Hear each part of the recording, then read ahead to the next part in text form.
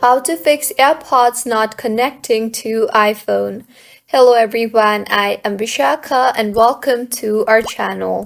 I will take you through the step-by-step process on how to fix AirPods not connecting to iPhone.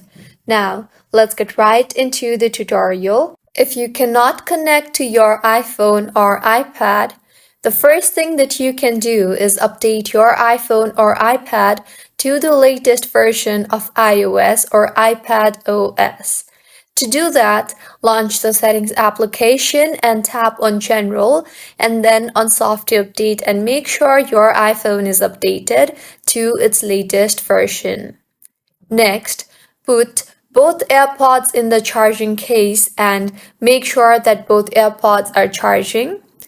Also, to make sure that Bluetooth is on, go to Settings and tap on Bluetooth and toggle on the button for Bluetooth if it is not toggled on yet.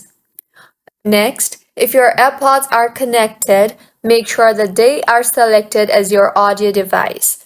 If your AirPods appear in the list of devices but they don't connect, go to the next step. That is, close the lid and wait for 15 seconds, then open the lid.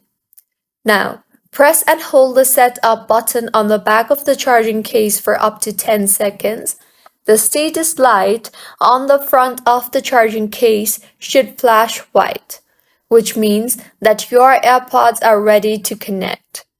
Now, hold the charging case with your AirPods inside and the lid open, next to your iPhone or iPad.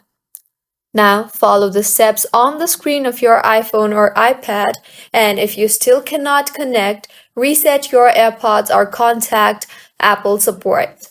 So this is how you can fix AirPods not connecting to iPhone. If you find this tutorial helpful, please like the video and do subscribe to our channel for more contents like this. Thank you for staying with us until the end.